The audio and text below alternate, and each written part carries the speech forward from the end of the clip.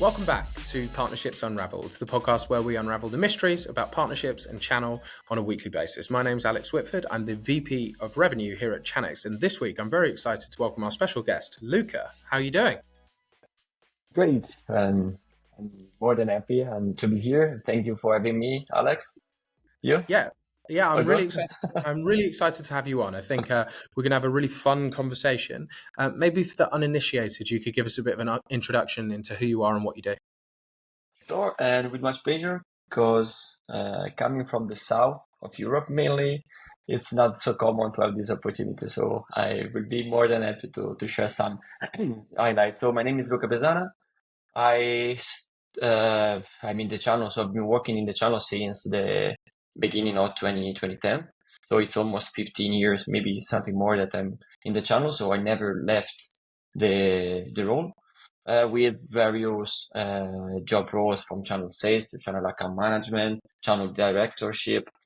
I actually occupy position in cybersecurity, not only in channel for the last 20 years. So this is my landscape. Currently, I'm responsible for the partner ecosystem at SentinelOne in the Mediterranean. So Iberia, Italy, and Israel, plus Cyprus, Malta, and Greece. Not channel, ecosystem. I love the word because it explains that when it comes to channel now, we are not just talking with distributors or value-added resellers, because there are a lot of companies that we are dealing with and they are supporting for doing business. So I'm responsible for whatever is channel in the most, open significant. Well, you manage one of the most interesting markets, I think, right across EMEA. When I ran Zoom's distribution strategy across EMEA, it was my first time, one, managing people in those regions, but two, building a channel ecosystem in those regions. And there are a few nuances, especially from someone who is English in an English-speaking world, right? There are some nuances that come to managing those regions and building channels in those regions. I'd love to hear about some of the nuances that you've spotted managing everything from Italy to Israel. Wow.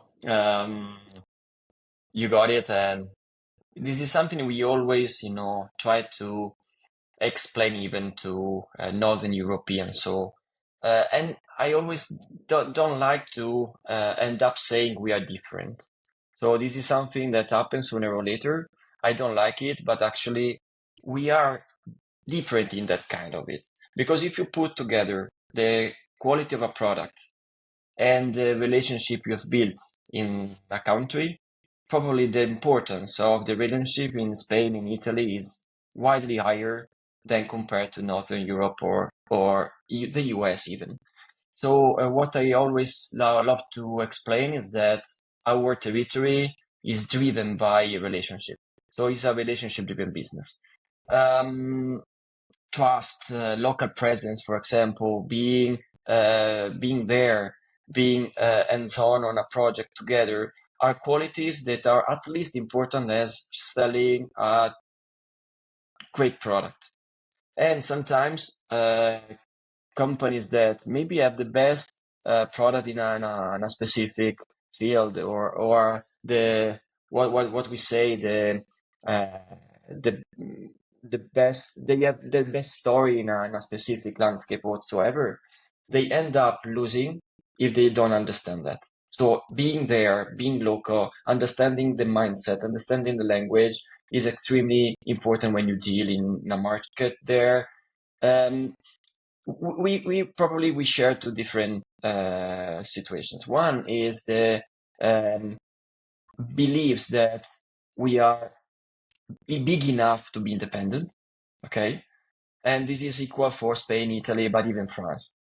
And at the same level, we have a very tricky low situation, the general situation, that are not the same level or not probably at the same tone of what happens outside. So putting together these two specific situations, we end up being the different that I don't like to say, but I have to admit we are.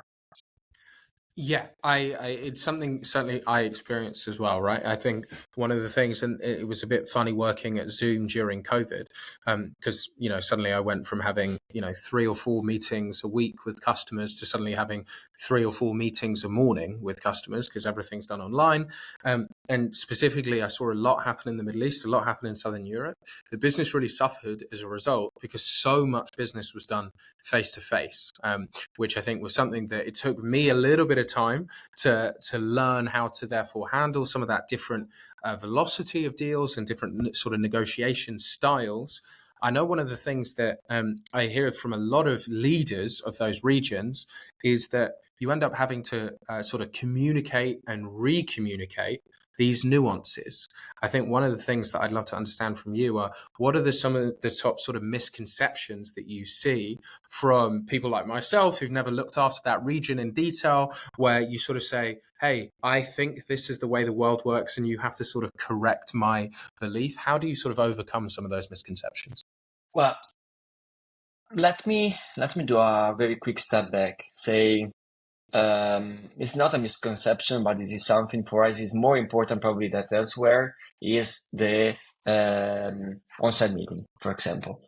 So for us, meeting on person or doing the commute for reaching the partner office or the customer office is a sort of um, wave of the importance that that meeting has for you.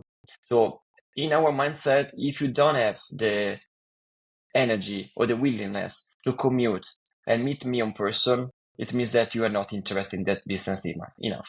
Okay, so this is part of the culture and probably of the mentality. For instance, the reason why there's a higher reliance on local distributors over hyperscalers or over global distributors is because they better know the local landscape. So, and probably this is not something we can compare with Northern Europe or the UKI business. Then I think that um, probably one of the misconceptions we need to work on the most, and we like to explain and explain and explain, is that probably a single go-to-market strategy cannot work across all the countries, so everywhere. So at the same time, it's imperative to have one single go-to-market motion, because if you don't have something to measure, you end up messing up everything because you cannot rely on numbers or metrics anymore. So it's important to measure all the countries at the same level, on the same metrics, on the same things. And this is something that, I mean, it's a good practice of all the companies of success. At the same time, it's important to realize the nuances of the countries, of the cultures. And and at the same time, it's important not to underestimate the importance of local relationship in our business, for example, and market dynamics.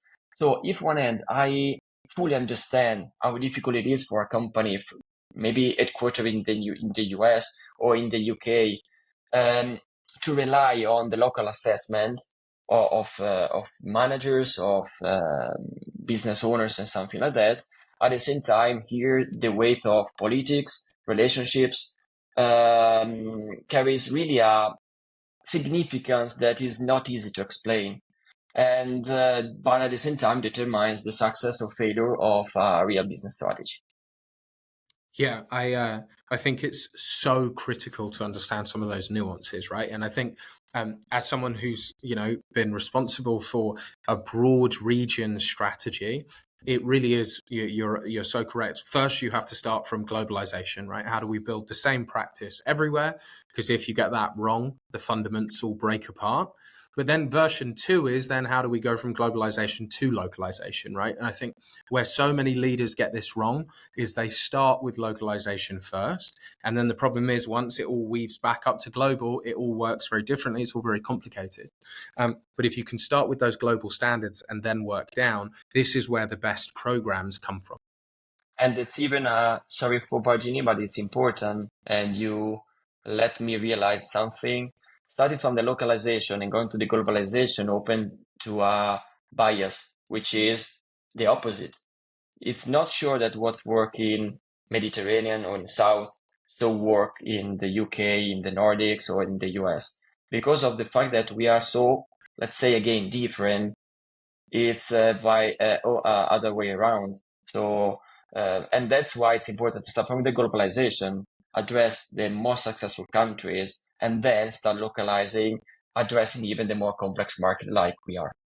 100%. I think one of my favorite, and I spend a lot of time in my role as VP of Revenue talking around this, is the requirement for localization of marketing, right? Which is, hey, one thing is to understand that Spanish people speak Spanish, sure, but maybe culturally some of the messaging that works in Mexico is not the same as works in Spain, even if the language is consistent, right?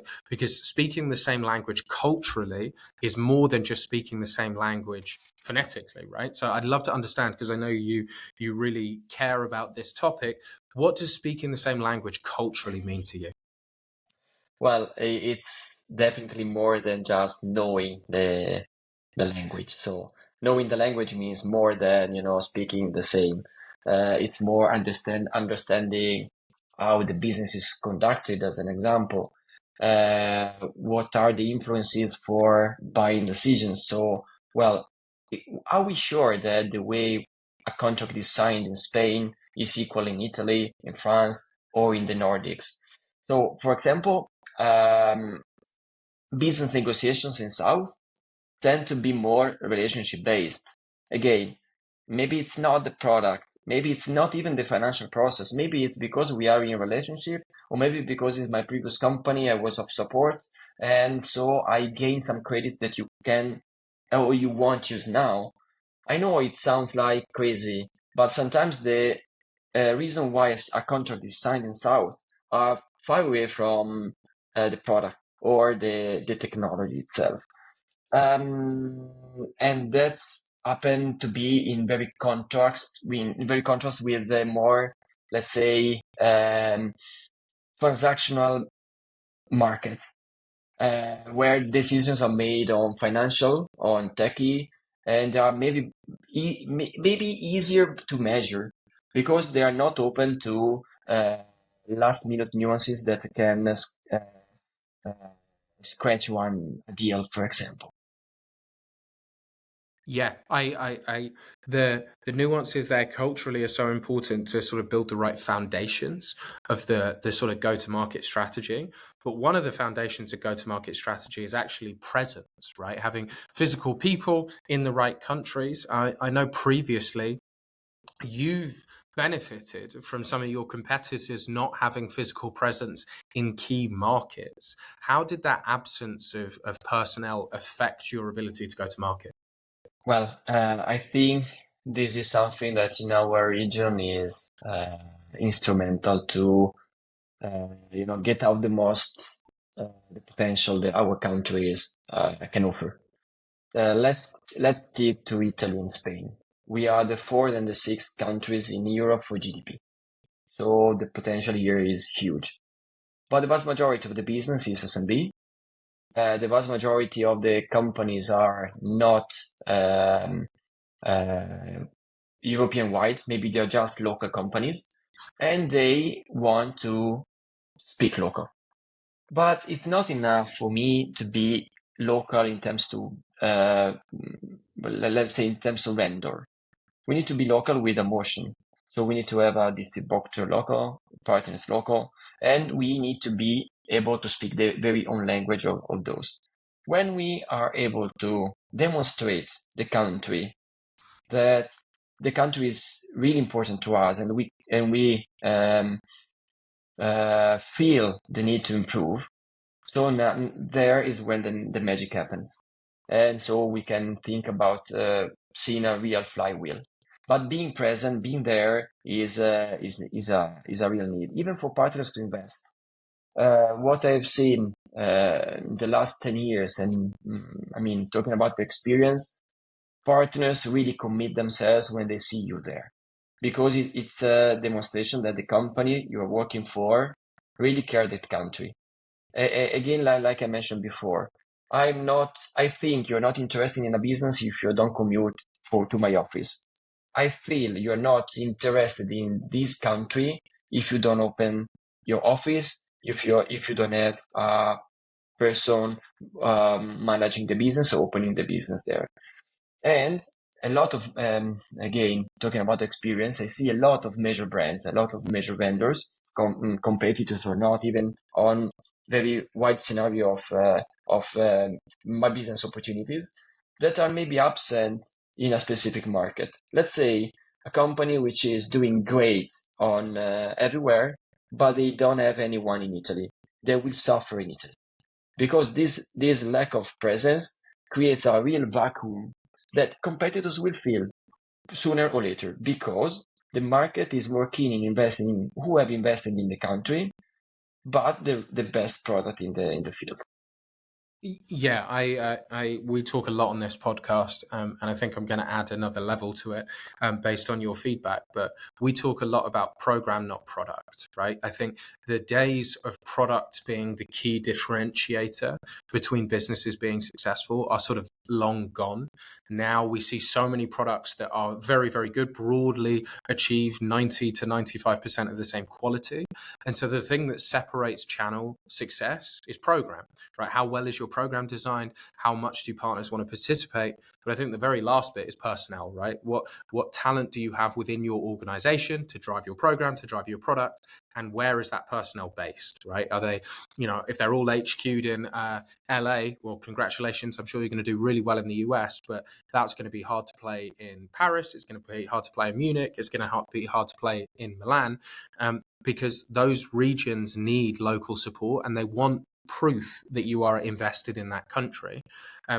I've seen, and one of the stories that I often tell around just how smart Microsoft are and how well they play the game is Microsoft opened their HQ in Paris, not in London. Now, that's extremely rare for a US business to open their HQ not in London for their European outfit. Why? Because they knew the UK market would follow, right? Because the UK market follows the US market. They're very, very interchangeable. They're very, very related. But they know French people like to buy from French people, and French people like to see investment in France. And so they played smart, which is they opened small is a strong word. They opened a very large office in the UK, but they opened their European HQ in Paris to help bring the French market, because it's one of the harder markets to win by being an American company. You've seen a very similar thing where lots of businesses are HQing or opening offices in different regions, maybe smaller regions across Europe. Talk to me around how you see this trend reshaping the channel landscape. Well, it's still ongoing, and I think we're still far from saying this is a new chapter or this is game changing.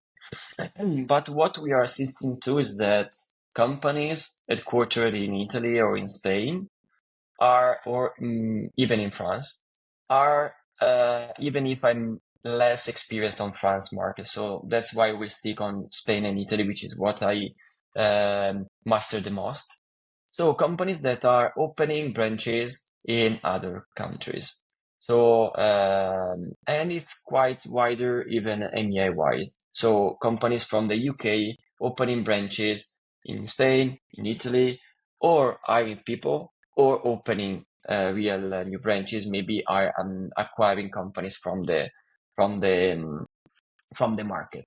I think that this is great because if finally it resonates like European Union, okay? Because actually, if you do the comparison with the US, it's like having a branch in California, in Nevada, and in Colorado, okay? So I think it's just normal to see companies that have a broad skill set around the topic and willing to sell it to more countries than just one single one. The problem is with us vendor because this means that we need to adapt our banally speaking or trivially speaking channel strategies. So how we can support these regional expansions, because maybe some of them are out of my scope in terms of business manager. So who is leading multi-countries relationship? So probably we will see new business opportunities or maybe new job roles coming in thanks to this new reshaping in the ecosystem. I'm sure that this will for sure create new opportunities for agile vendors, because the more you understand this topic and the more ready you are for embracing this shift, you will be advantaged in a future which is even ready to be written, but is not there yet. I don't know if I'm clear enough. No, I think that makes perfect sense for sure. So again, it's a shift, is a for sure, is a game changer. I don't know, and why I don't know, because today we live a situation where the belonging is even too important. And what I see, for example, is that a lot of companies opening branches outside the at country region, they are suffering because they are seen like the foreigner in country, and sometimes they lack the comprehension of the countries that they are landing in. So I think we are still far from this program to be consolidated, but I'm strongly a believer that sooner or later we will go into that direction, at least in big regions, South, Central, and North, for example. But sooner or later we will start, reducing the gaps of the countries. I completely agree. I think I can leave the audience with one data point to finalize. You touched on Spain and Italy being the fourth and sixth economies of Europe. We do a lot of business with Chanex with companies that focus on SMB, and when we started having conversations with these companies, they kept bringing up Spain all the time, right? Spain, Spain, Spain. I was always really surprised because you speak to US companies and you think, hey, we're going to hear about UK, France, Germany, right? The typical focus for European sort of entry. But Spain is actually one of the largest SMB economies globally, right? Most of the business, despite the fact it's a very large economy, most of that just economically is SMB orientated. And so suddenly I'm hearing American program leaders talking about Spain as one of the key territories globally for them to sort of win in. You can start to see if that becomes your priority, then how do you build your program, your organization, and your product around making that successful? That isn't by doing a continuation of what we've always done. We have to sort of change how our go-to-market works. So Luca, thank you for sharing your insights. We also like to build a really easy go-to-market here at Partnerships Unraveled. We always ask our current guest to recommend our next guest. Who did you have in mind? A friend of mine, probably one of the, let's say, my mentors, Fabio Buccigrossi, who is currently country manager for IZ. So on paper, a competitor of the company I work for, but a person with a real, let's say, open vision and wide vision on channel and sales. And now, as a country manager in a company like Italy, can put together the two topics, the two, let's say, beliefs in one. And I think that talking with him, it could be very enlightening even for the audience to maybe go deeper into the messages that we have touched today, because what Fabio lives is exactly the same ecosystem I'm involved in. But being country manager, I think that he can touch even the how can I say, how we can touch the topic with the management, the upper management. And I think you can go broad even into that. That's why I have Fabio in mind, because I think it will be a great discussion for you. Awesome. Well, Fabio, we're coming from you. Luca, thank you so much for sharing your knowledge today. It's been awesome. Thank you. Thank you, Alex, and thank you for the opportunity. Much appreciated.